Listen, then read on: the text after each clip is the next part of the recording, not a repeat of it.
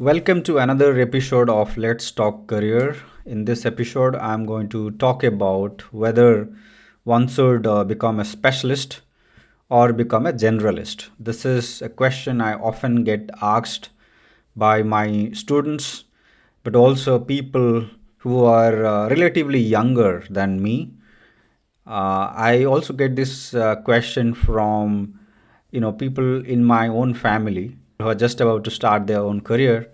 They ask this question to me as to whether they should aspire to become a specialist or to become a generalist. And most of these guys are expecting to work in corporates, right? So I'd like to dive into the details as to whether one should become a specialist or a generalist.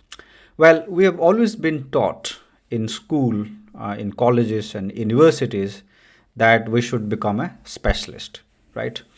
School used to think that you will become a doctor, a specialist doctor, a neurosurgeon, a brain surgeon, a heart surgeon, a cardiologist in the future.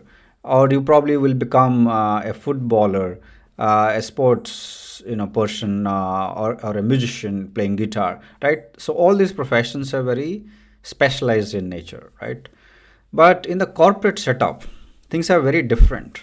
And most people, while being in university or in school, had sort of no knowledge of the corporate setup, right? In university, we are also asked to specialize, right? You either specialize in one discipline, in one academic discipline. Whereas in the world of corporate, right, it's very different, right? When you start out, you specialize in one area. You either become a computer programmer, you become a data scientist, you become a finance professional, you become a HR professional. So you specialize. But imagine a situation that area becomes obsolete in the corporate world.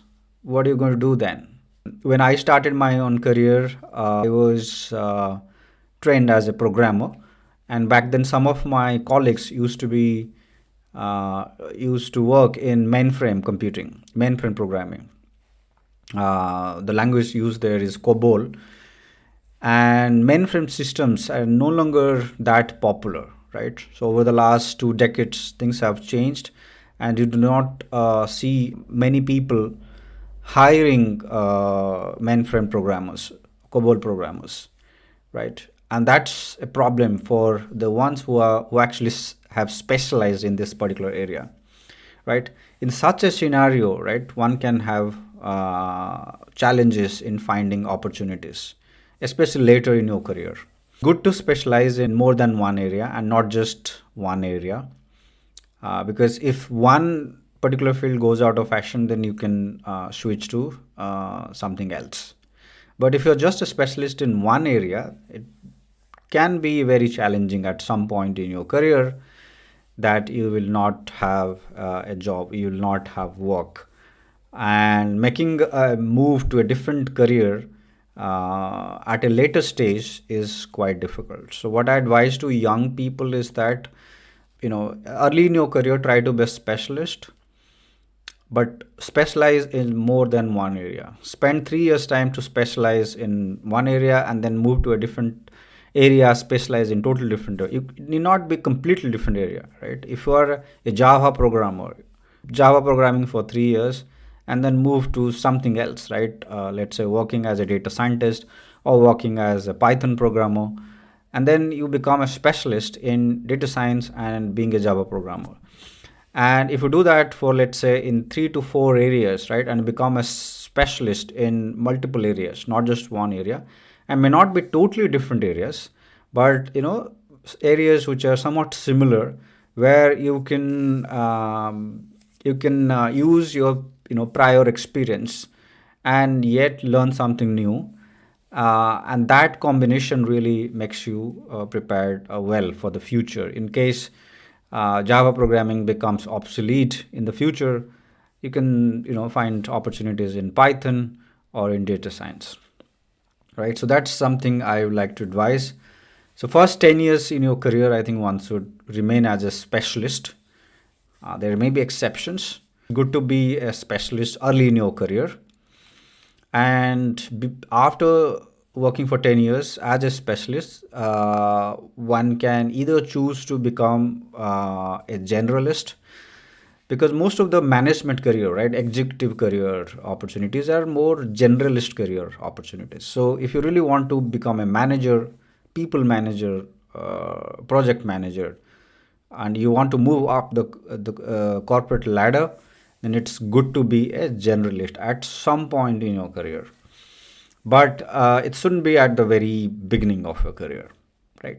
Some people choose to remain as a specialist, and I know people in their mid 40s, 50s even, they remain as a specialist. They're not interested in becoming a generalist. That's also an option. I would not prefer that option for myself, but the ones who prefer to remain as a specialist, I think it's good to be a specialist in multiple areas. Otherwise, it's very risky. If you really want to know as to how you can become a specialist in more than one area, right? That's a question I also get from some people. I think early in your career, it is not a problem, right? Because for junior professionals, people don't care too much about their prior experience. They do care a bit, but not a lot. But after working for, let's say, 10, 15 years, if you want to try something completely new, it's very difficult. It's very difficult to, convince the hiring manager that he should hire you as a senior expert in something that you have never worked before. But while being a junior, right, somebody with just 2 years, 3 years of experience, it's quite easy to move to something different, something new. So take that opportunity to, to learn and become a specialist in more than one area. And then after 8 to 10 years time, you have the choice, right? You have the option of either becoming a specialist, remain a specialist, or try to gradually move to becoming a generalist.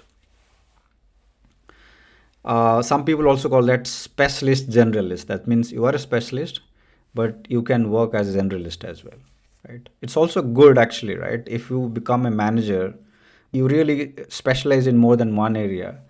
I think people working under you will also respect you more compared to the ones who are simply generalists, but they do not have much knowledge about the different areas, especially in technical areas. If you really want to become a generalist, it's good to be a technically specialist person early in your career. That really helps to become um, a manager or an executive later in your career, which are more generalist roles, but that requires you to have knowledge about different areas. All right, that's something I want to share. As always, thanks for watching, and let me know if you have questions, and let me know what topic I should talk about